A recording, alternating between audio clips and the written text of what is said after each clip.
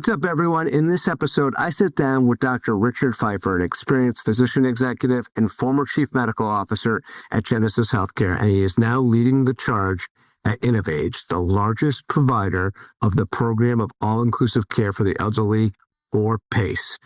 Dr. Feifer shares invaluable insights on how PACE is helping seniors live independently at home, the challenges and the opportunities in value-based care for older adults, and how InnovAge is scaling its impact nationwide, and how to apply the bright spots from PACE into your commercial and government programs. You're going to discover how personalized, connected care models are shaping the future of senior healthcare and what health plans and providers can learn from these successes. If you're in charge of Medicaid, Medicare Advantage, or even commercial, this is going to be a really good listen for all of you. Let's dive in. Enjoy Innovations in Senior Care and Value-Based Models with Dr. Richard Feifer.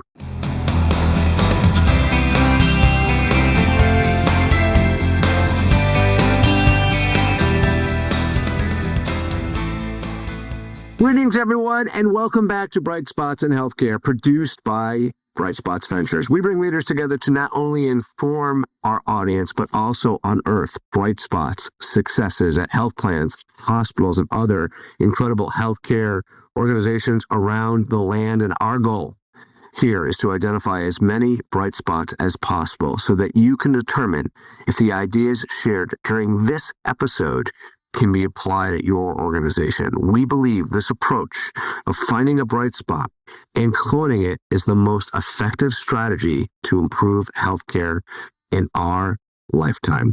If you have not subscribed to Bright Spots in Healthcare, I highly encourage you to do so, not to listen to me ramble, but to get access to the incredible library of experts who have come on the show for the last umpteen years, providing incredible insights, a lot of evergreen ideas that you could apply at your organization. Click on subscribe wherever you listen to podcasts or on YouTube if that's where you consume our show.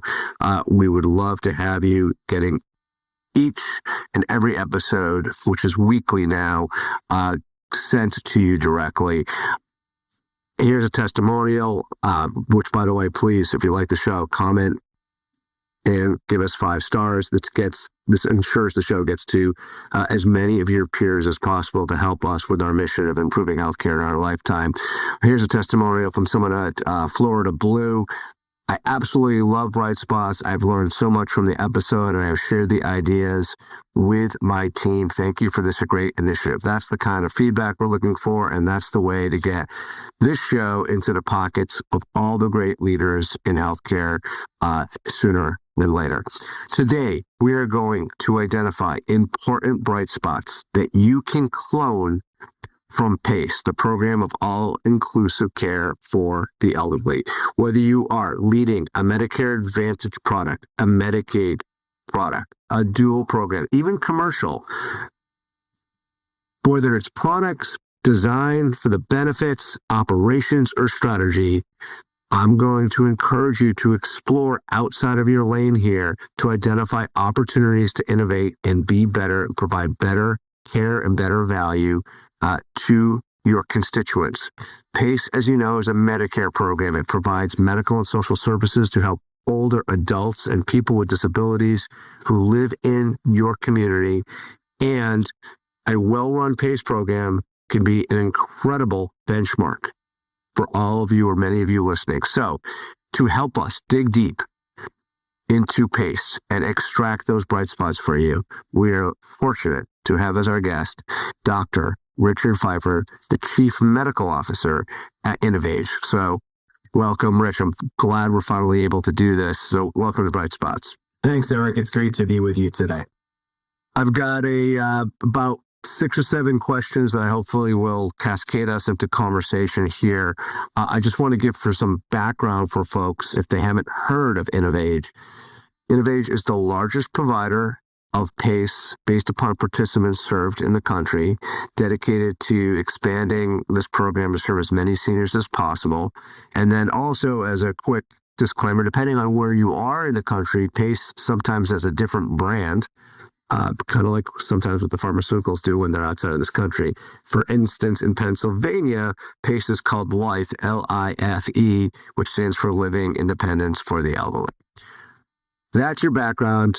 Google it. You should probably know what PACE is if you're in the industry. I want to start with integrated delivery impact. And I want to start, Rich, with the model itself. So it's a unique model, right? You integrate medical, physical, social, and emotional care. Can you share a specific story or example where this interdisciplinary team identified and addressed a participant's needs in a way that maybe wouldn't have been as easy as if you were versus being in a traditional care setting? Sure, Eric, I have a few examples of that. But, before I go there, let me add one clarification to something you said. Because as you noted, PACE is a Medicare program, and it's been around for 30 or so years based upon federal legislation. But it's also a Medicaid program. It's a state program. And in fact, PACE programs operate in a three-way contract between the federal government, the state government, and then the PACE provider. And it covers things that would be typical for Medicare, would be Medicare Parts A and B, or Part C plus Part D. That's what we're all used to on the Medicare side.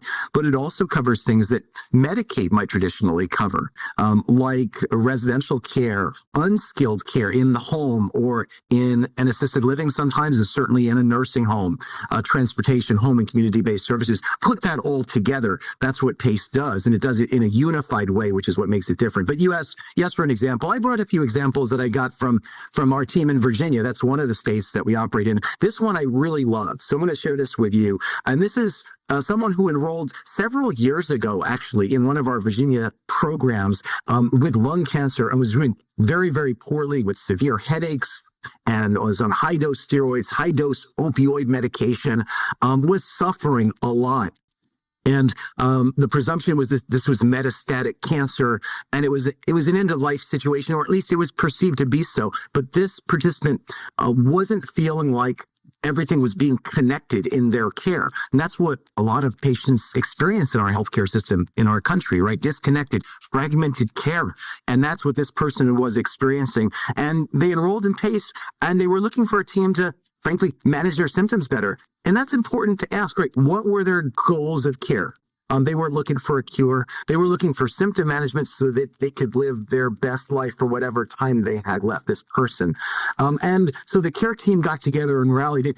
PACE is really like a concierge medical practice, but with all the other parts of the care team embedded in PACE. That's what it is for the frailest of our seniors and are underserved in many cases.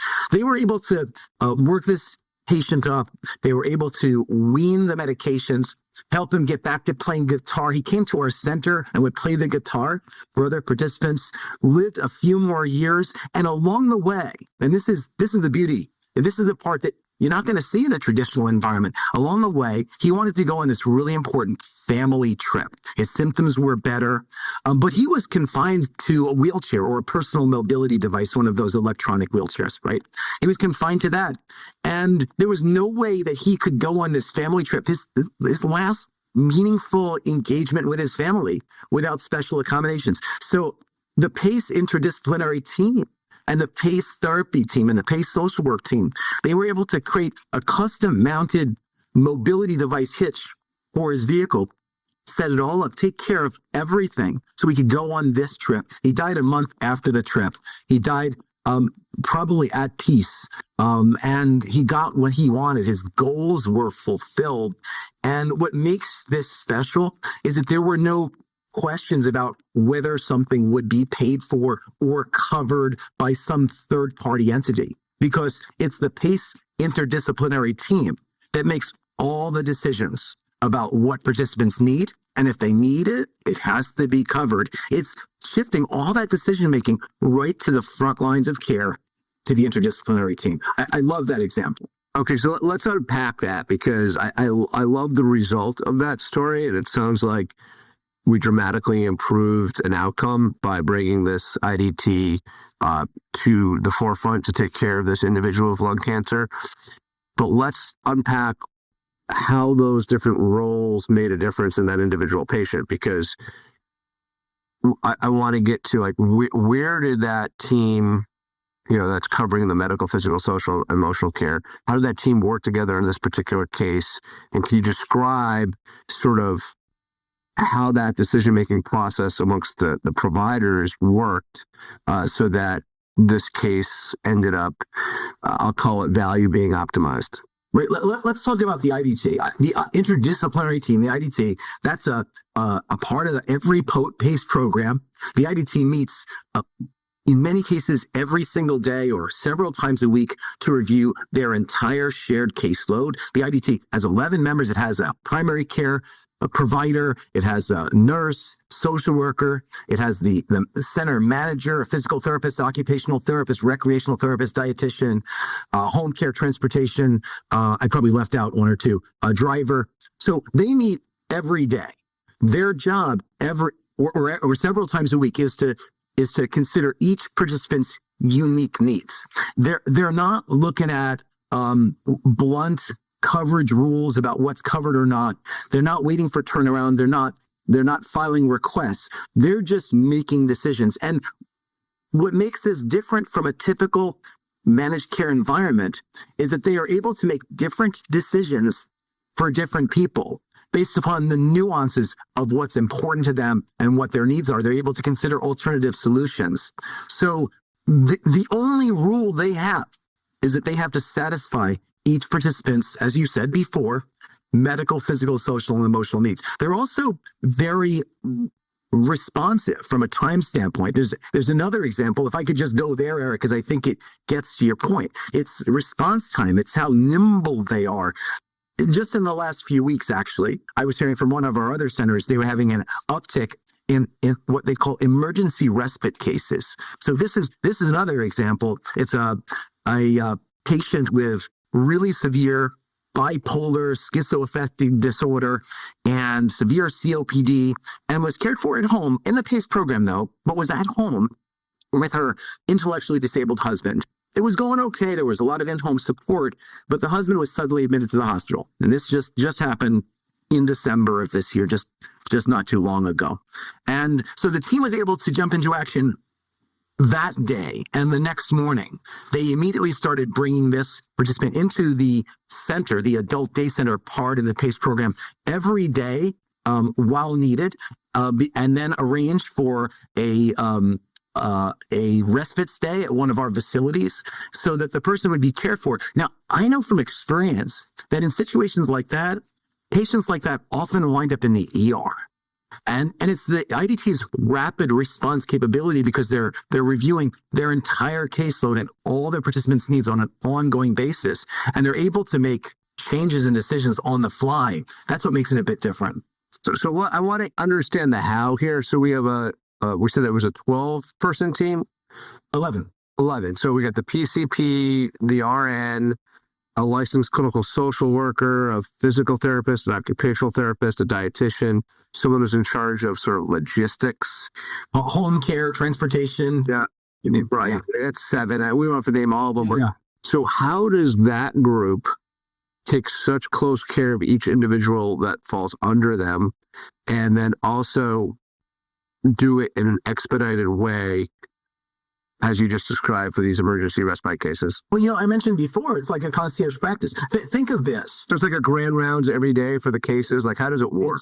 It's like a morning meeting every day because their caseloads just aren't that great. These patients, in PACE we call them participants, but these patients are high need, high cost. They require an intensive level of care. And so our primary care providers in PACE, and the range varies a little bit across programs, but their patient panels are about 100. Some programs run a little lower, some a little higher, but you're not going to see that in other parts of the healthcare system outside of acute care, right? And so they're able to focus on each patient as often as is necessary, discuss them each day, discuss them multiple times a day. And if they need to jump into action or pull in additional internal or external resources, they can. And here's another point, and I think it's relevant to your question.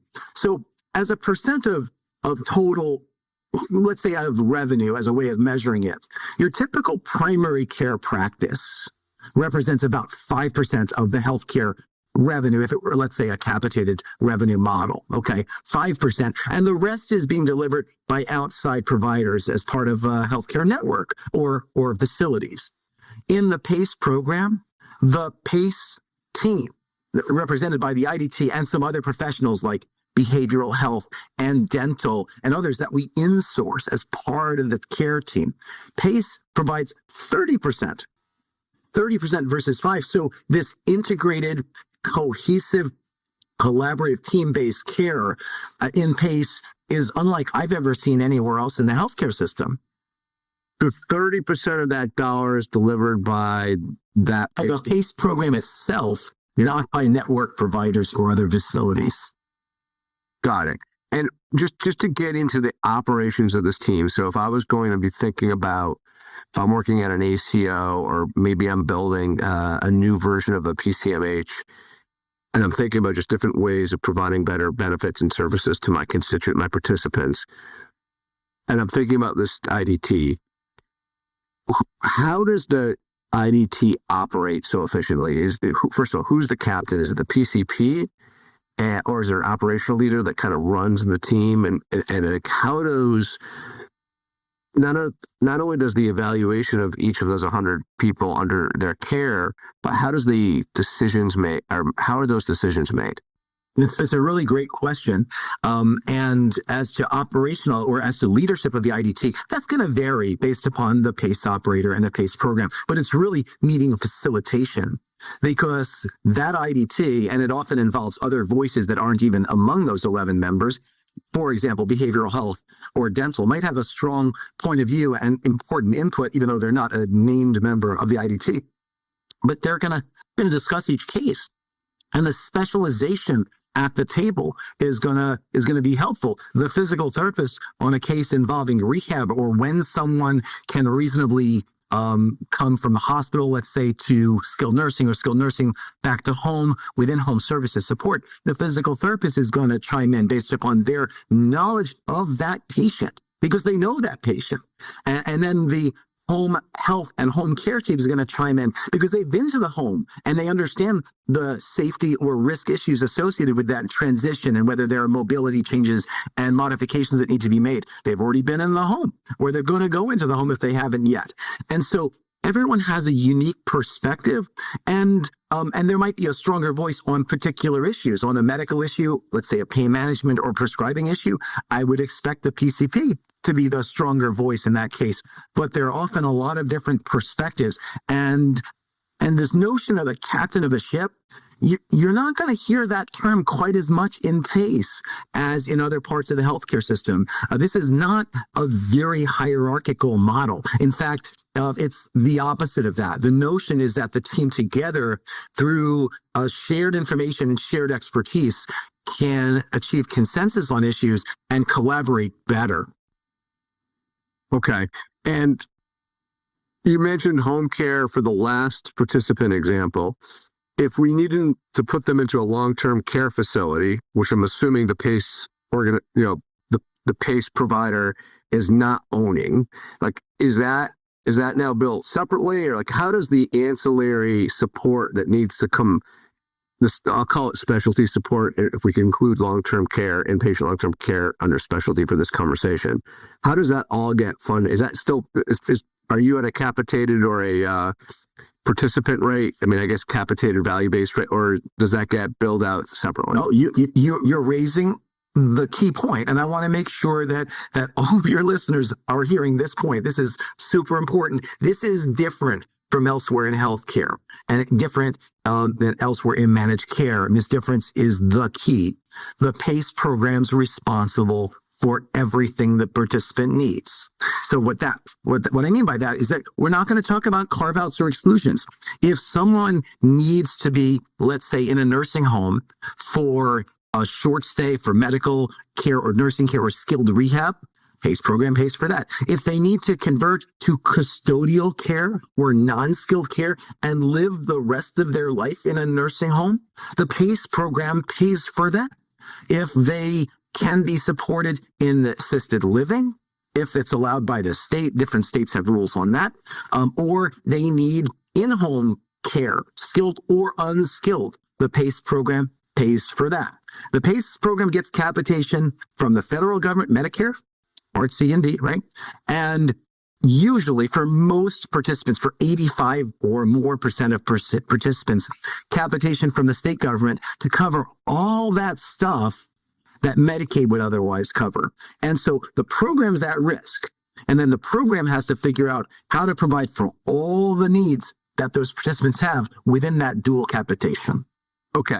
Let's start now fishing for bright spots so that folks who are not in charge of a PACE program, what they can learn from this, because there's a lot here, and I want to make sure that we're uncovering as many rocks as we can in the time that we have.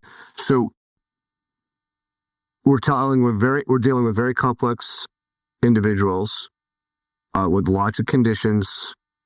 They are PACE operates under financial constraints. They're often receiving, not always, but often receiving less reimbursement than a traditional, let's say, dual program.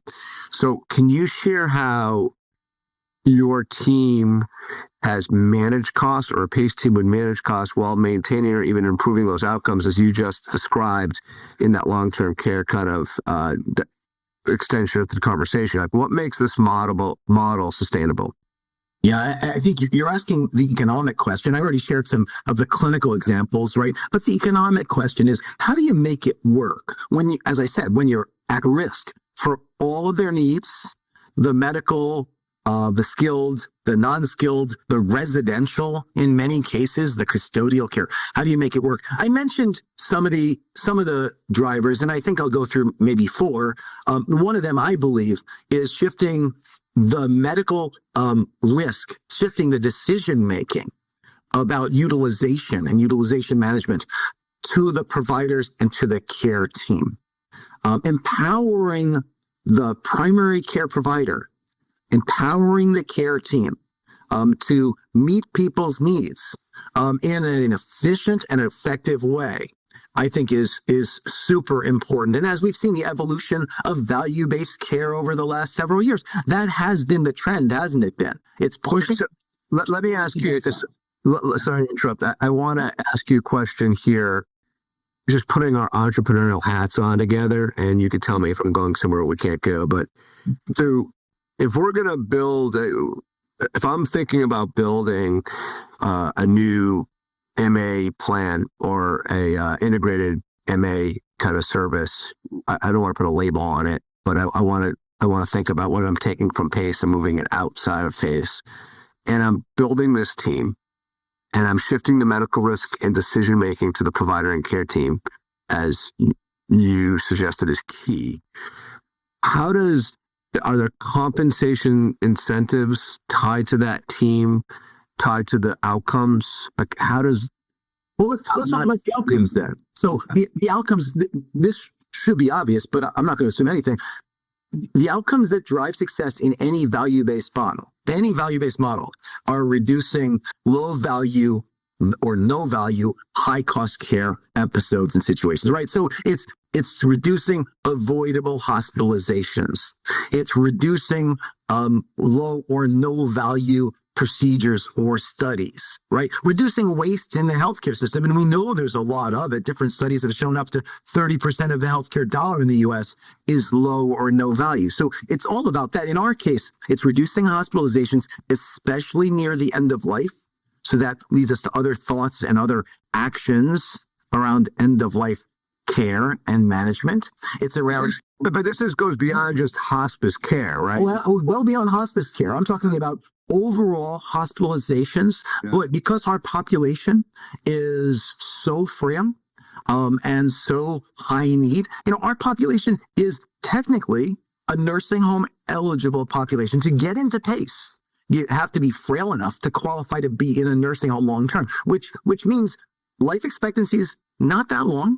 And so we're always thinking about the care experience over the course of the next few years. So hospitalizations is key. Thinking about skilled nursing days, which every value-based or managed care entity thinks about, we do too. We are always looking to reduce the number of skilled nursing days and shifting care as quickly as possible into the home setting with very strong, very robust home-based support home care, home health. Same key drivers. We're looking to reduce waste in the system. So back to my point, when you shift that risk and that decision making to the point of care, and you motivate that interdisciplinary team and the others to do everything they can to keep people out of the hospital and to address goals of care first and to shift people to a lower cost care setting when it's safe and when they can, and to mobilize other resources to do that. Right? This is how you make the economics work. Okay, so first of all, three big levers around reducing low value, high cost care. Because this is all about reducing low value, high cost care. That's essentially what this program is all about. And along the way, delivering a care experience, an integrated care experience that seniors don't find elsewhere. Okay, so it's delivering, we'll call it an exceptional experience. So I'm gonna add that to my notes. Incidentally, if people want my notes as I'm typing away here, listening to Dr. Feifer, you could certainly reach out to me via our website or on LinkedIn. Happy to send you my notes. So reducing avoidable hospitalizations is one lever. So if I'm looking at an outline, reducing low value, high cost care while delivering exceptional experience. How are we doing that? Well, we're doing that by reducing avoidable hospitalizations, reducing low value diagnostics. I put diagnostics in there. You called it tests or studies, but that's what it sounds like. And reducing sniff days, shifting those to, shifting them to home care, which is less expensive, of course. Okay. So those are our three big levers. As I'm writing. Can I add one to that? Yeah, please. Right. I mean, we talked about how PACE programs have to pay if someone needs to be in a nursing home. They're at risk for nursing home care. We also talked about how to be in PACE, you have to qualify to be in a nursing home. Yeah. PACE programs have a strong incentive to keep people out of nursing homes forever or as long as possible. That's another driver. And that's by design. That falls under reducing sniff days. It's NIF days at that point, and I'm differentiating. Yeah. Okay. Unskilled, but this is important to our listeners because our listeners from other managed care entities often think about skilled days as distinct from long-term care nursing home days. To us, we need to reduce all of those.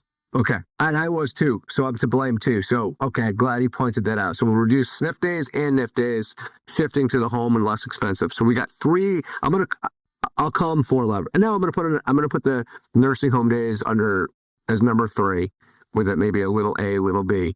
And so to do that, and if you and I were building a new company and we're hiring this team of 11, do they get bonuses tied to those three levers? Like, what's the best way as we're thinking about innovating a benefit design and thinking about, if I'm thinking about commercially, how I'm contracting with my providers and thinking about all this, how am I going to create an IDT kind of model for my plan or my provider organization?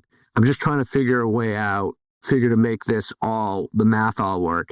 How are we hiring this team of 11? Are we providing them with these incentives tied to it in very similar ways, a risk arrangement where they get bonuses tied to these things?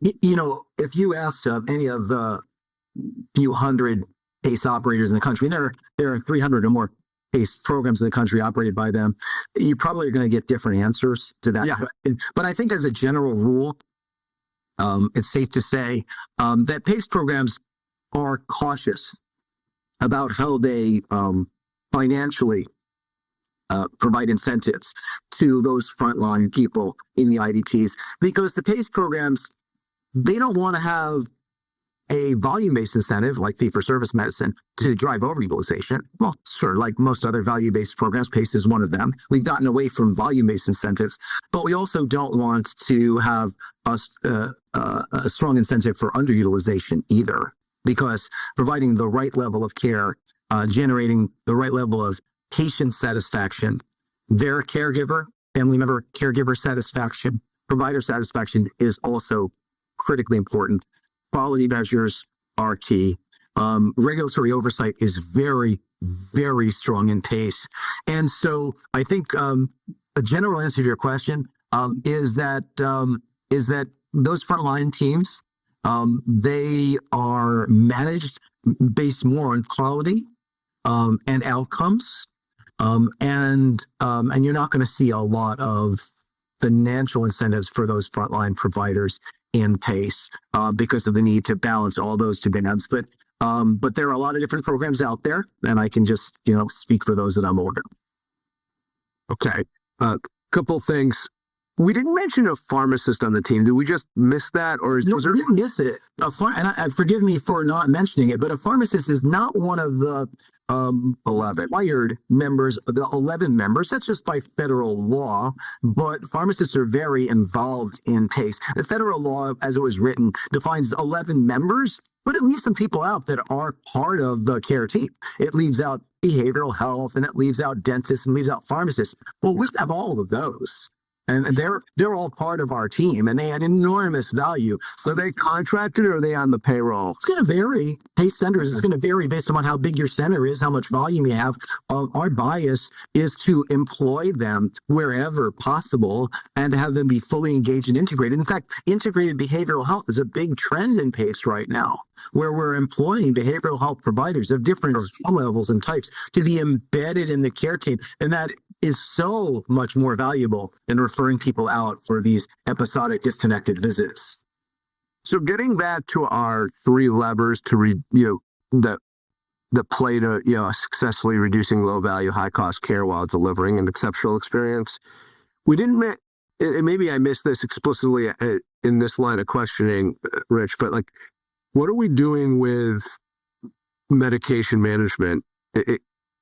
Are we using, because I want to be very careful here, because medication, experimenting with a high cost pharmaceutical or biologic could dramatically change the course of someone's health, but obviously at a certain point could be high risk as well when you're dealing with a loved one or a human being in general. You want to take the best shots you can, especially if the participant's willing. So how do you manage that? Because I can imagine, let's say for a cancer patient or some other debilitating chronic disease, there's options to try different things that obviously would change the whole cost paradigm here. You manage it through the lens of goals of care. Goals of care conversations start everything.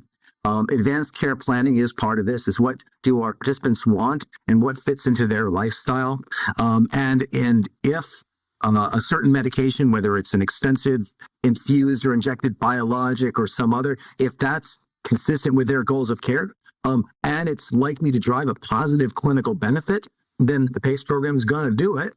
And frankly, if it drives a positive clinical benefit, not only is the participant going to gain from it, but so is the program. So these things are routinely covered, and the fact that we are not pushing risk around from one entity to the other, but we're at risk for outcomes and for all costs is the key. If somebody is kept let's say in remission or symptoms under control, and they visit the ER less and the hospital less, and they don't need skilled nursing care, that can very much pay for an expensive therapeutic. Okay. And does that play into just, and you let me know if I can or cannot go here, but I want to get into the math before we start pulling out things. I want to get more explicit for our audience and what we could pull out. So you mentioned this is federal and state. So we have Medicare, which is risk adjusted. We have Medicaid, which is capitated. We're basing things probably on amount that would otherwise be paid. So the reimbursement for an individual is dictated by that? And is there an approximate number to put in our listeners' heads of what that reimbursement would be from a I don't want to get into your organization specifically, but it's a highly regulated program. So what's the government allotting so that people listening could see sort of, you got 100 patients roughly getting reimbursed X amount, and so they could see how maybe this could be successful not only for the individual participant, which at the end of the day is probably most important, but it's I would say equally important that the business is successful, or these individuals can't stay in the program, or future individuals can't be in the program. So how does that work? Right. So let me give you some statistics and some data. And by the way, there's a really great report from an organization in DC called the Bipartisan Policy Center. And they published a report on PACE in 2022. Anybody can look it up. I'll find it on a browser, and it's really a good read, even just the executive summary. But we'll look it up and put the link in the show description. Great. And so, according to this report, they cite some data that I think are helpful to answer your question. That across PACE, about 60% of the funding for PACE, 60% of the capitated revenue for PACE programs comes from the federal government, and about 40% come from state governments. And remember, I mentioned before that 85% or so of participants, patients, are duals. And there are some that are Medicaid only, especially in certain states that promote PACE. Very few Medicare only PACE participants nationally. So that's how it kind of shakes out. You asked for a number, and I can't give you a specific number, but I can say, look, an order of magnitude to think about for what that combined capitation might look like. It's in that order of magnitude of about $100,000 a year. It's a lot of money because these are, as we said, really high cost, high need, high utilizer patients. So within that, it's not easy. It's not easy to make the economics work. But if you work hard and you avoid hospitalizations that are causing more harm than good, then you can. Right. So in the spirit, with that as the background, what are some of the components of PACE that can be cloned at an MCO or an MA plan or a CAID plan? Help provide better value. Yeah, I think I mentioned some, but I'm just going to go through a few of them. Yeah, let's list them all out here at the end. Here. One is shifting decision-making, essentially, and risk and accountability for quality and cost as close to care as possible. So we think about having the primary care team, right, being involved in that and having them make decisions. Two, it's this collaborative team-based care model, this IDT. And three, but kind of related to that, is integration as much as possible. If a population needs a lot of behavioral health support, well, then hire a behavioral health provider and embed them. If they need a lot of, let's say, diabetes population, hire a nurse educator. We've been doing that for years. But let's think beyond that. Embed a pharmacist, embed a dentist, embed whatever skill set your population needs on site in the practice. So there's a walk down the hall effect. There's a I wanna have you see someone while you're here today effect, right? Integrating it as much as possible. Then the last thing, the fourth item I'm going to bring up, mentioned it several times, is making sure that the whole care team, not just PCPs, are really good at identifying, clarifying goals of care for each individual participant. They're not going to be the same, and it's not what matters to our providers, it's what matters to them. Having advanced care planning conversations and setting in motion the right plan so that when end of life appears to be on the nearer horizon, there's a plan in place so that people can get the care they want where they want it. And that usually leads to a much more satisfied patient, participant experience, caregiver experience, provider experience, and it saves a lot of money because the amount we spend as a healthcare system in the last months of life, as you know, is extraordinary, and nobody's happy with it. Wow, so I'm gonna do a couple things here. I'm gonna first summarize what I just heard, and then I have a couple of follow-up questions to poke at a few of these, so I could really get a full understanding of where folks can go. So I heard four things. One is shift the decision-making, risk, and accountability to as close to care as possible. Love that. The second is have an integrated delivery team. We're going to keep those as two. You could argue they're one or the same, but let's do those two. Three is integration as much as possible. If there's components to the team that are missing, dentist, an emphasis on mental health, behavioral health, hire them, get that integrated into the care. And probably what should be number one, even though so last but certainly not least, probably last but most, is creating a process and a culture that enables the participant and or the family or both to identify goals of care explicitly. And that includes advanced care planning and an end-of-life plan. which I probably is one of the same. So those are the four things, folks. Shifting decision-making, IDT, integration as much as possible, and identifying goals of care. And you, by your silence, Rich, I'm assuming I got that right. I was paying close attention. I couldn't have said it better myself. Thank you. Okay, I have a couple of follow-up questions. Yeah. I'm going to go with the hard one first. So we talked about earlier, I asked you and poked around at compensation and incentives, and you kind of, I think, alluded to, if not explicitly said, that you weren't into sort of financial incentives that would promote underutilization.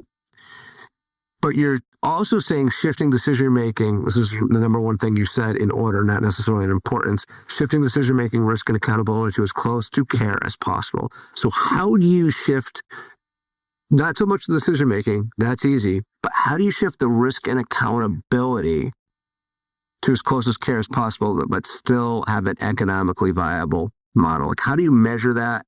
Yeah. How do you manage it? And execute it? Yeah. Let me tell you how you manage it. And part of the answer lies in the fact that PACE programs they're smaller because, as I said, panel sizes are smaller. It's more patient intimate. And so, right, but we're trying to give up. Yeah. And how do we apply this? So how do we apply it? Let me describe how the PACE works, and then let's figure out how we take that and apply it to a larger population and a coverage model, right? But in PACE, you're going to find that the center teams are meeting regularly to review utilization patterns. They're going to ask the question. What's a center team? Is that the 11-person team? It is, and might involve others as well, right? There might be involved others from a health economics perspective, data analysts, population health. So they're going to be reviewing resource management, utilization management. And I think every PACE program is going to have some version of that. They're going to look at hospitalization rates and 30-day readmission rates, ER rates. They're going to look at that over time. They're going to look for trends and drivers. And if they're doing that well, they're going to react quickly because they know that they're at risk. It's not necessarily the dollars so much as the patterns of utilization. And they're going to ask the question, what can they as a care delivery team do to address that unfavorable variance if things are going in the wrong direction? And if things are going in the right direction, they're going to keep doing it. One of the things we love to do at InnovAge, we have 20 centers in 6 states.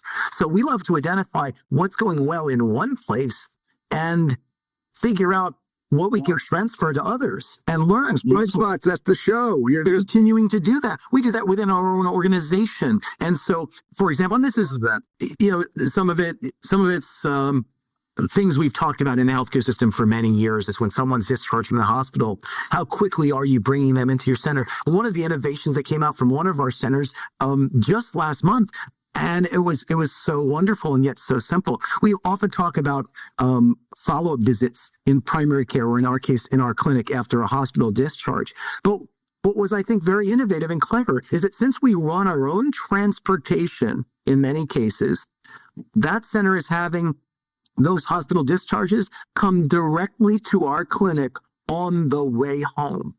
So it's not about whether it's a 30-day or a 7-day or a 3-day visit rate. It's how many hours are between the hospital discharge and the clinic visit for that first follow-up visit.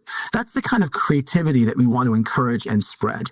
So I hope that's helpful. It's very helpful. So I'm gonna under shifting decision making, risk, and accountability, just because I really want some of this to be applied as soon as this episode's over for everyone. I like the fact that you're getting together. What I heard you say is, at some point with some management involved, the team is getting you're reviewing the IDT's utilization as much as possible to see trends around resource management. So that requires data and analytics that many practices don't have. You're looking at hospitalization, 30-day readmit rates, ER admission rates. And then you're looking at, hey, what do we do to address unfavorable trends? And then equally, if not, in my opinion, more important, what can we do to clone favorable trends? And you just provided a great example of, hey, we saw better trends when transportation was going right from discharge right to the clinic for a visit. So you started making that a part of your process. And yes, you need the analytics and the expertise in place to look at that information and make use of it. But that's a big way of ensuring that there's accountability without getting involved in dollars and cents for that IDT. That's right. It's much more operational and clinical. Okay. I mentioned I have a couple follow-ups. That was the big one, so I'm glad we got it. The second one is, I haven't heard coach or navigator as part of the IDT. Just a general, I think about my experience with my mother-in-law when she lived at home for 3 years at our place, having just a non-clinical guide to what we need to be thinking about and maybe having some life hacks. Is that part of the IDT? And if it's not, like, what's the role of that non-practitioner, if there is one that's a little lower cost? Different PACE programs are going to have different names for that function. Right now, we actually don't have a role named the navigator, but the function actually exists because it's shared across the IDT, and the social worker and the clinic nurse is in regular contact with the participants over their needs, and the participant has direct contact with them if something arises. So the idea of having that care coordination and that navigation support, that's embedded in every PACE program, whether it's called that or not. Bearing in mind one thing, that care coordination is less complex in PACE because care is being delivered by the team that would otherwise need to coordinate. They're meeting every day. It's not as hard to coordinate when you're meeting to talk about your patients together at 8 a.m. in the morning than if they're fragmented across multiple care sites in different organizations. Great stuff. And you mentioned that the PACE program is really good at end-of-life care. Is there anything that you could bring out an example of how this program supports the participants and the families during this phase, and why does this stand out versus traditional care? Eric, say that again. During which phase? End of life. End of life. Yeah. So I'll repeat it just to have it. Maybe provide an example of how the program supports, because you alluded to it a couple of times. It supports the participants and their families during the end of life phase, and why this approach stands out or differentiates versus a traditional care. Yeah, that's a really great question, and it's an area where we've done a lot better in the last few years and actually invested considerable resources. There are several elements, and I think about it in terms of the usual triad of people, process, and technology, right? So let me touch upon each of those. First, people. We need to make sure that not only our primary care providers, but the whole care team understands that excellent advanced care planning and end-of-life care is foundational to geriatric medicine. Therefore, it is foundational to PACE. Everybody must be good at it. We hire some people who have decades of experience in this, and then we hire some who are newer in their careers, and we teach them and train them and support them. But they have to be good at this. And not all providers are, so we get them there. Okay? That's the people. Let's jump to technology. So we deployed a very robust EHR over the last few years and are continuing to customize that. And embedded in that EHR are prompts. Is that self-made, or are you using an off-the-shelf? We're using one of the large off-the-shelf products that we're then customizing for PACE for the first time. And we're embedding. Can I poke at that? Do you want to share? No, go ahead. You want to share what that EMR platform is, or would you prefer to keep it? If it's okay with you. Yeah, we're working with Epic. Okay. I've heard of them. Yeah, we've heard of them. And we're customizing our EHR. We're customizing Epic to prompt our providers and our care team when our participants appear to have a change of condition that would warrant a revisiting of the advanced care plan. What I like about this is that the EHR is prompting the action rather than relying upon provider memory in the heat of the moment when things are tough. And still, this is up to the individual caregivers, PCPs, and providers to use their best skills and judgment. But the prompts are how we're leveraging the technology.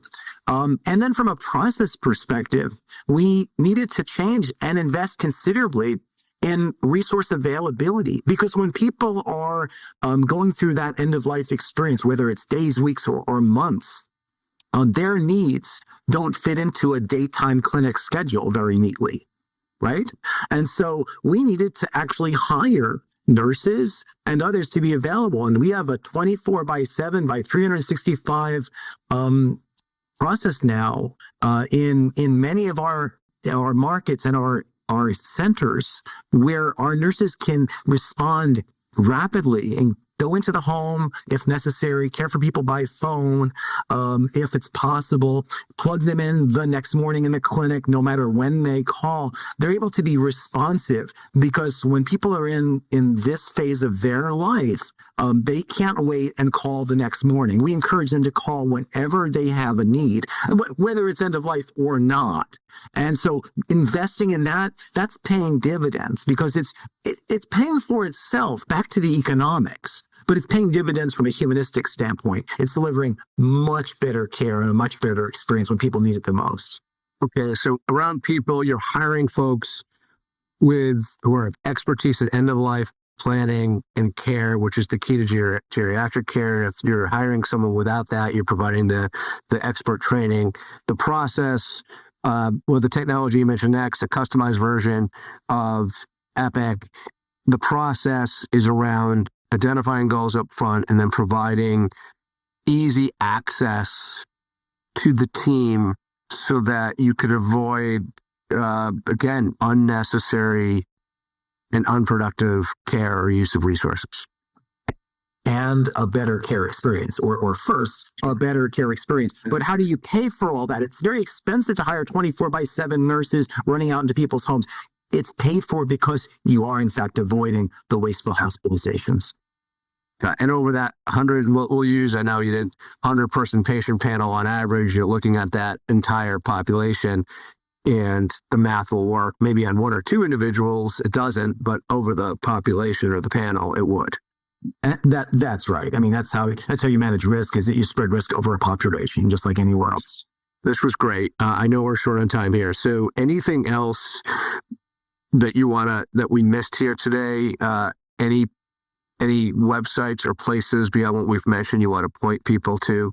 Well, look, I'd encourage folks to go to that Bipartisan Policy Center report, the National PACE Association, npaonline.org. They've got some really great information. That'll check in there too. Right now, in PACE. PACE is growing, and it's wonderful. And if you're in a state that doesn't have PACE, we didn't mention this, but PACE is only in 33 states plus DC, because it requires state legislation, state implementation, right? And if you're in a state where you don't have PACE, talk to your legislators and your Department of Health, because your care team and your participants and your patients are missing out on something.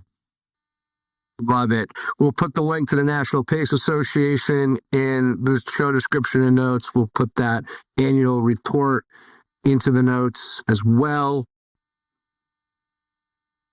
Rich, if people want to reach out to you, what's the best way? LinkedIn, or what's the best? Oh, for sure. They can find me on LinkedIn, or they can email me directly at rfeifer, RFEIFER, at InnovAge.com. I'd be glad to talk to anybody.